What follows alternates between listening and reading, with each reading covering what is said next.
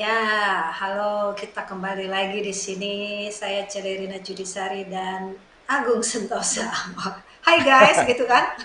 Nah, hai guys. Kita mm, kita ada di acara Gotong Royong satu hari dari orang film, di mana kita bersama-sama berusaha untuk tidak memadamkan api, tetap menjaga api, semangat, kreativitas tetap menyala. Ya Mas Agung ya, dan kita juga Iya, berusaha kalau ada donasi bisa didonasikan hanya dengan menempelkan itu apa di foto apa sih barcode-nya ya? barcode ya, ada barcode-nya Iya. di sebelah. Kita kerjasama dengan kita bisa.com. Kemudian ini bekerja sama juga dengan MyTV dan promosinya juga ada di Mari, kelompok Radio Mari, ada Gen FM, Mustang, dan Jak TV. Kita disupport banyak orang nih, banyak pihak nih Mas Agung. Dan siang ini kita mau meneruskan untuk sesi kedua apa ya? Tadi sudah sesi pertama dari kacamata pemerintah dan Badan Perfilman Indonesia. Sekarang kita akan masuk ke seksi berikutnya ya. Mas Agung dari mana nih Ya, kita? sesi berikutnya nanti kita ada narasumber dari bioskop, dari 21 dan CGV khususnya. Jadi satu hari ini kita akan mendengarkan rangkaian dari stakeholder, pelaku perfilman semuanya, dari pemilik bioskop, dari pengusaha, dari produser, dari sutradara sampai pemain. Ini rangkaian sesi yang hari ini tentunya kita mencoba menyemangati dengan semangat gotong royong, dan bersama jaga Indonesia, jaga pekerja kreatif, jaga pekerja film juga, dan tentunya semangat gotong royong ini perlu perlu kita hadirkan ya hari ini karena kita semuanya lagi gelisah nih Mbak kayaknya. Oke, kita perkenalkan ya untuk seksi kedua ini. Ya, Judulnya agak-agak serem nih. Cara bertahan di tengah pandemi. Wah, siapakah ya, mereka gitu? Kalau di tengah pandemi ini sebetulnya bukan cuma kru aja yang kena ya. Kadang-kadang kita melihat bahwa wah, mereka tuh produser kok, mereka punya uang kok buat bertahan. Oh, mereka tuh distributor kok, mereka punya dana untuk bisa bertahan. Tapi apakah secantik itu gitu loh? Sekarang kita bisa ya, tanyakan betul. langsung, kita panggilkan ya Mbak Ya, Dewinta Hutagaul dan Mas Manail dari CGV. Mbak Dewinta Hutagaul dari XX1. Nah, ini dia. halo Mbak. Semangat Ah, pagi. Selamat udah siang Mas. siang kayaknya. Oh, siang. Selamat Udah di siang. belahan dunia Retail lain itu semangat kayaknya. pagi gitu lah. Pagi Kalau terus ya, online, semangat ya. online bisa. Dong. Iya, iya, iya, iya, iya. Oke, Siap. jadi Mbak Jadi, Dewinta dan Mas Manael kita akan berbincang kurang lebih setengah jam Ya, di sini waktunya untuk sharing ya. Sebetulnya bagaimana sih kondisi pandemi ini berakibat kepada industri masing-masing di dalam ekosistem perfilman. Nah, kadang-kala kan orang-orang merasa karena lu punya gedung, jadi duitnya ada aja gitu loh bisa bertahan. Apakah memang seperti itu gitu kan? Boleh dikisahkan untuk Mbak Dewinta dulu mungkin ya dari XX1 yang tadi kita oke. berbincang-bincang kalau Mas Manaya tuh bilang selalu cash flow-nya oke. Masa gitu juga sih gitu kan? Atau nanti juga Amin, selanjutnya amin. amin. Kita selalu amin ya, kita selalu amin ya. Uh, ya. apa Pak? Di sini tuh ada di YouTube-nya My TV Channel ya, yang lihat banyakkan dari orang-orang perfilman supaya mereka juga Ya, paham bahwa penderitaan itu tidak dialami oleh diri sendiri saja gitu. Ya silakan Mbak Dewinta duluan oke. mungkin ya. Ya, gimana Mbak? Boleh. Ya, hai Mbak Ai, Mas Agung, dan juga Mas Manael. Dan hai guys, Pak, sapaannya gitu ya, hai guys Oh, ya. ini harus. Hai Iya. guys.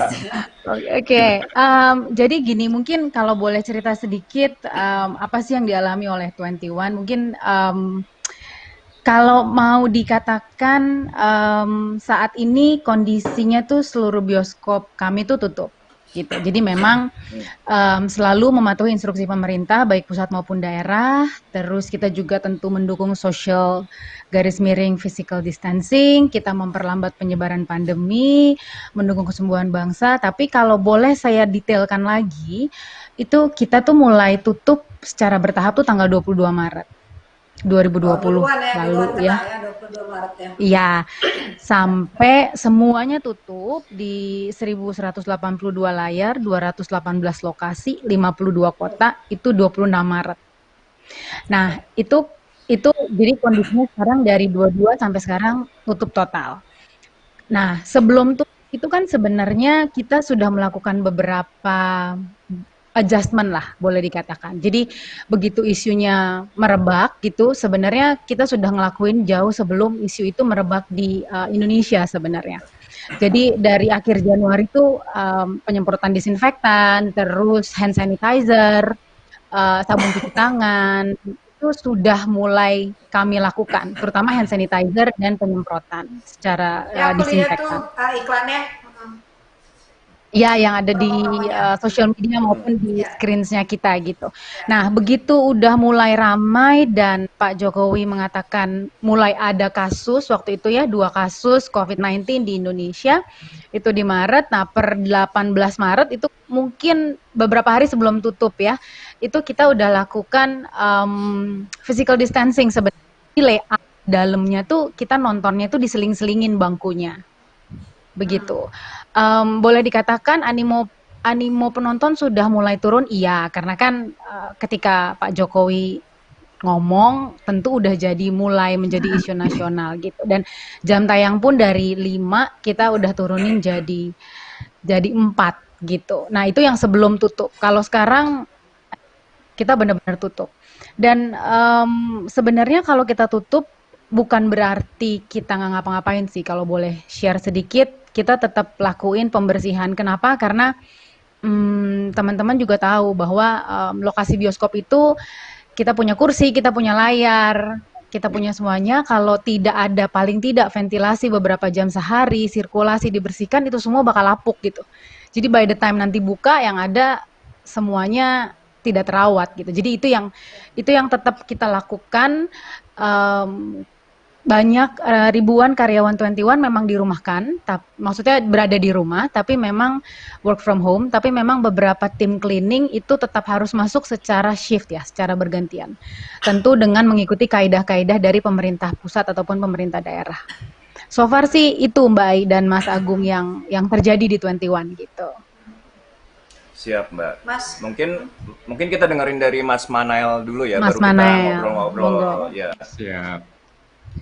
Mungkin kalau dari saya, ya kalau kita lihat ya kondisinya saat ini aware lah gitu ya, bahwa memang bioskop di dalam beberapa minggu belakangan sudah dalam kondisi tidak beroperasi. Tapi saya mau coba sedikit share tentang CGV mungkin ya. Jadi CGV itu kebetulan kita beroperasi di 8 negara. Tadi seperti sudah disampaikan juga oleh Mbak Dewinta, memang ketika informasi mengenai wabah ini keluar gitu ya di pemberitaan, kita sudah ada persiapan semenjak bulan Januari. Dan salah satu operation kita di Cina memang terkena duluan waktu itu ya di bulan Januari, sempat kita tutup tuh di Cina. Nah, kita berpikir waktu itu mungkin secara closure akan bertahan sekitar 2 minggu, lalu tiba-tiba pindah ke 4 minggu, 6 minggu dan seterusnya, sampai dan sekarang pun ada 1.000 layar lebih di Cina masih belum buka. Nah, oleh karena itu, kita berpikiran di Indonesia, kita melihat bahwa, here are the thing yang perlu kita persiapkan sebelum hal tersebut sampai ke Indonesia. Tapi seperti diputusin pacar gitu ya, walaupun udah siap, tetap aja sakit pas kejadian gitu kan. Jadi saat ini secara global, 70% dari layar yang dimiliki oleh CGV dalam kondisi ditutup, kami tidak beroperasi. Di Indonesia sendiri saat ini kami beroperasi di 33 negara, 33 kota, hampir 40 layar. Nah, yang saya mau highlight di sini sih, saya mau highlight tentang growth ya. Jadi kalau kita ngelihat data untuk penjualan film lokal dari tahun 2010 sampai dengan 2020 sekarang gitu ya, itu di 2010 sampai dengan 2015 kita lihat bahwa rata-rata penjualan film lokal itu di kisaran 15 juta lah, anggaplah kita pukul rata 15 juta. 10, 11, 12, 13, 14, 15, 10 juta, 15 juta anggap. 2016 tiba-tiba semenjak 21, CGV, Cinemax, Cinepolis dan pemain lainnya berbondong-bondong untuk buka layar, penjualan film lokal meningkat kan luar biasa ya, dari 15 juta naik ke 30 juta. Tahun berikutnya naik menjadi 40, menjadi 50 dan forecast kami di tahun ini bisa sampai 60 gitu ya. Nah, tiba-tiba sekarang dikarenakan kejadian ini kita harus tarik rem emergensi, putar balik bahkan. Jadi ini yang menurut saya yang saya khawatirkan. Saya khawatir bahwa produser sudah mulai melihat bahwa saya buat satu konten kreatif, saya bisa jual, saya bisa dapat revenue. Kita lihat Dilan tahun lalu, 5 juta tiket. Kalau rata-rata penjualan tiket di Indonesia itu 50.000 misalkan, $3, 50.000. 5 juta kali 50.000 itu berapa? 250 miliar. Mungkin misalkan biaya produksi 5-10 miliar misalkan. GBO 250 miliar, biaya produksi 5-10 miliar kan banyak gitu kan ya revenue-nya kan, cuannya banyak kan. Nah maksud saya the entire ecosystem is growing. We are enjoying a fase di mana kontribusi bisa Kita lagi gede nih, flourishing. gitu. Ya. Nah, betul. Tiba-tiba harus tarik rem, harus muter balik. Nah ini yang saya khawatirkan, ditambah lagi CGV sendiri, kalau saya bisa buka dapur, baru 2-3 tahun belakangan kita buat untung kebetulan. Jadi memang kita masuk dalam fase ekspansi.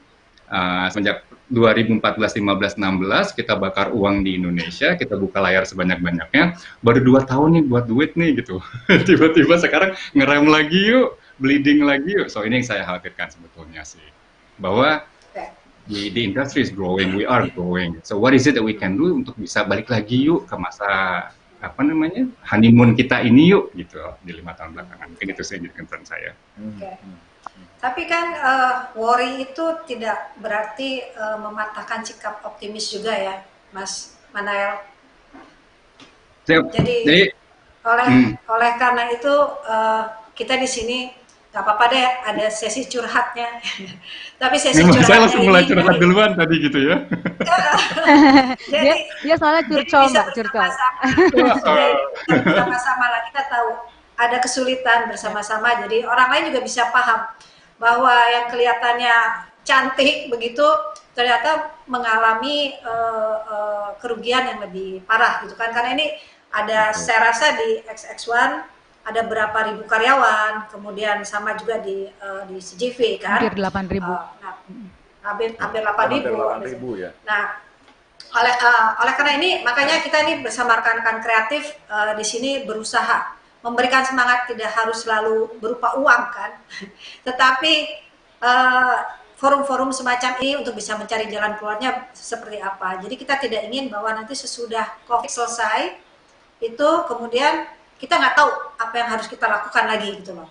Karena mungkin kita sudah tercerai-berai, tetapi dengan forum yang seperti ini kita kelihatan kita masih tetap bergandengan tangan, kita masih bersama dan bisa memplan yang terbaik. Nah, kalau terkait saya produser juga sih, ada 2 film saya yang terdaftar di sana. Jadi ini pertanyaan yang sama semua. Kita produser tuh saling WA. Jadi itu nanti bagaimana ya cara penjadwalannya? Let's say memang selesai di bulan Juni itu selesai, Agustus udah mulai boleh ada film lagi yang tampil gitu loh. Sementara kan kemarin ada yang di drop juga kan film-film ya, mulai bulan April kalau nggak salah tuh. Sesudah si Mariposa, saya ingat banget Mariposa itu harusnya dia bisa hit besar tuh kan. Sesudah itu, nah bagaimana nanti perencanaan dari masing-masing perusahaan ini, bisnis entity ini terhadap penjadwalan gitu loh, apakah berdasarkan urutan yang sama ataukah bagaimana, apakah sudah ada pemikiran-pemikiran demikian. Oke Mbak Dewinta. Mas Manael, biar adil. Enggak ya, ladies first. Oke, Mas Manael. Ya, ada kepikiran belum Mas gitu loh. Belum pikirin sih, enggak. Jadi kalau kita lihat tuh begini, secara forecast gitu ya, kita estimate bahwa this will happen until harapan kami pertengahan Mei atau akhir Mei misalkan. Tapi beberapa learning yang kami dapatkan, there will come a time di mana orang sudah haus dengan konten entertainment, sehingga pada saat bioskop buka, harapan kami penonton bisa berbondong-bondong datang menikmati konten yang akan tersedia. Tapi yang jadi isu nanti, kalau kita lihat bahwa konten non lokal secara ketersediaan mungkin akan ada di Juli Agustus gitu ya, atau mungkin bahkan lebih mundur. So artinya opportunity untuk konten lokal akan sangat besar. Kami punya satu nyebutnya mantra mungkin ya.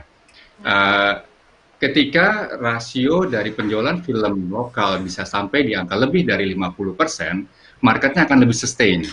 Karena market ketika satu negara bergantung lebih banyak kepada film non lokal,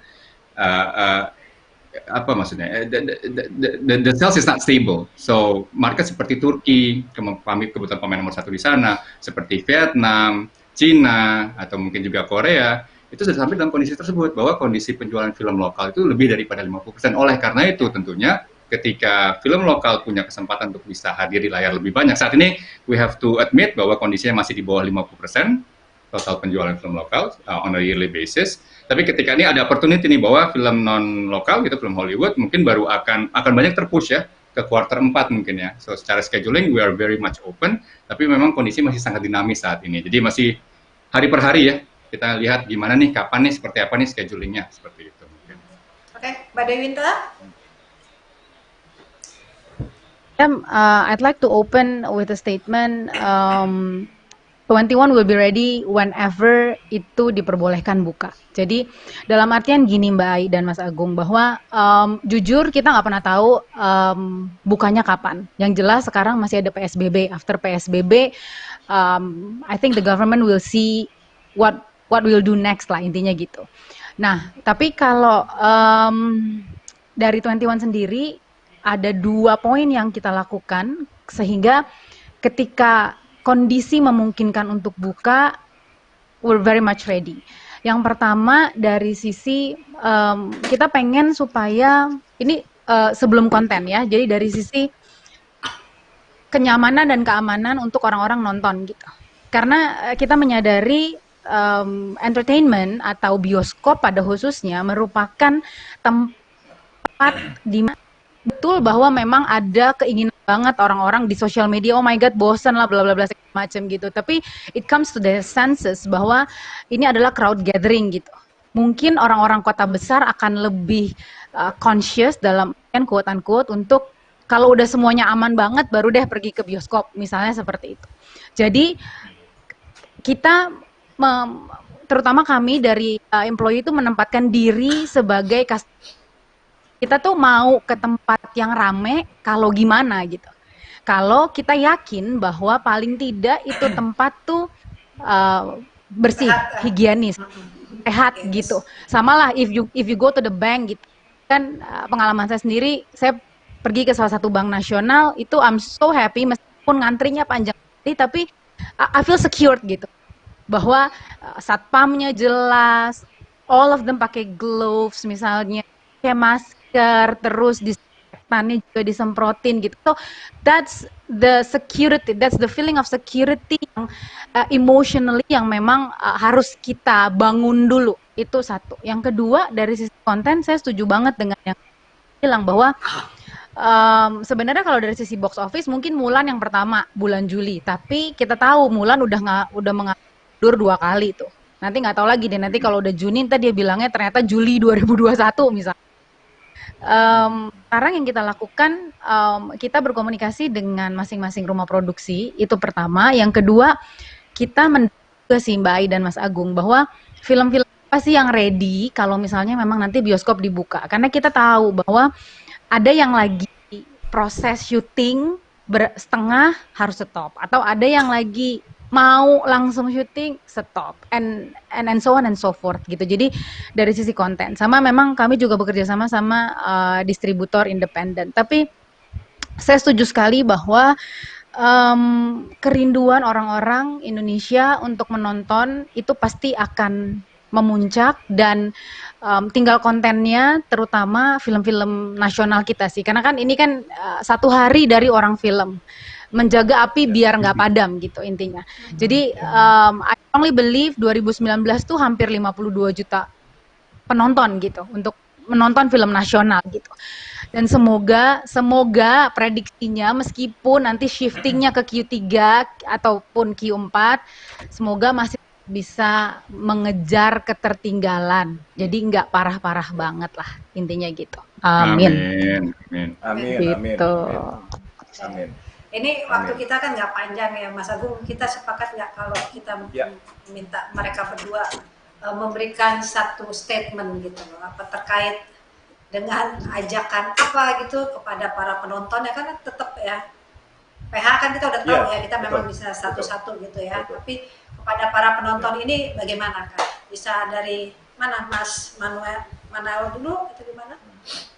Ladies Monggo, first Mas mungkin ya, Manuel. silakan Ibu. Oke, Ladies first, oke. boleh dari tadi lama-lama. Ya. Oh, siap, siap, siap. Oke. Ya. Oke, jadi kalau dari 21 basically stay fit, stay healthy is the best choice yang ada sekarang karena semakin cepat Indonesia sehat, semakin cepat everything comes back to normal. Itu bukan cuma untuk dunia film kreatif, tapi untuk semuanya gitu. Dan saya sangat mendukung dan 21 juga sangat mendukung yang materinya Mbak Ai ya. Pokoknya semuanya tuh harus gotong royong karena this is not the time to pointing fingers out ke beberapa orang atau kalau di Instagram tuh ada stiker let's create lah. Let's create not hate lah, intinya begitu. So we have to be hand in hand, gotong royong bersama-sama gimana ceritanya we overcome the storms together for a much better and brighter rainbow gitu. Karena jujur saya percaya harapan dan doa itu memiliki kekuatan yang lebih besar dibandingkan rasa takut gitu. Jadi that's the fear that we have to overcome the whole Indonesia, terutama teman-teman kreatif dan juga film karena dampaknya luar biasa sekali kan buat kita ya, maksudnya buat industri kita gitu.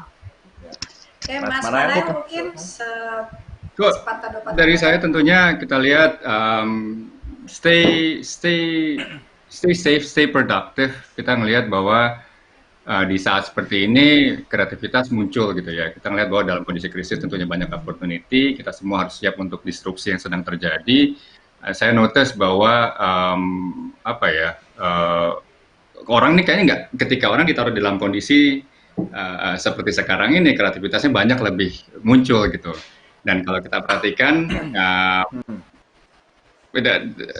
the light is at the end of the tunnel kok. Saat ini kondisinya akan semakin baik as long as kita terus dukung pemerintah, stay at home. Saya yakin we'll pass this through. Itu aja mungkin dari saya. Ya. Mas Amin. Amin. Kita bisa simpulkannya dari percakapan kali ini bahwa ada sikap optimis ya. Pertama adalah corona itu ya harus.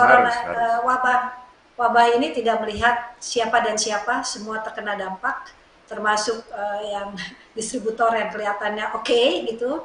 Kemudian juga dari eksibitor distributor ini juga bergantung kepada konten, sehingga harapan itu ada kepada masyarakat, para sineas untuk bisa berproduksi lebih banyak, lebih kreatif lagi.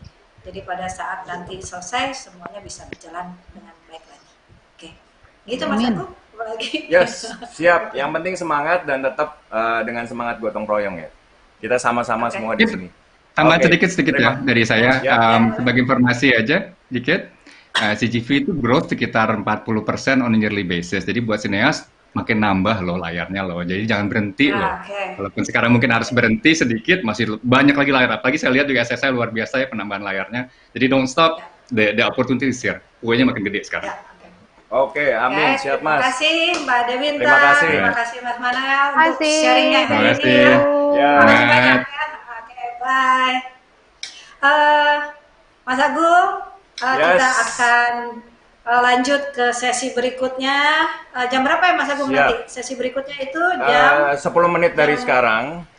10 jam 15 ya? 14.40 ya. 14.40. Yes. 14.40, oke, 14.30, 14.40. Itu bersama nah ini ada Ketua Aprofi, Edwin Nazir. Kemudian ada dari GoPlay. Ada dari GoPlay. Nah ini kan platform kan, ada sebuah platform yang mungkin akan memberikan pencerahan lagi, dan ada lagi dari Kemenparekraf Pak Joshua Simanjuntak. Jadi jangan kemana-mana, kepada para pemirsa, kepada audiens yang ada di rumah. Guys, oke. Pada guys, kita akan datang kembali jam berapa tadi? Jam 14.40.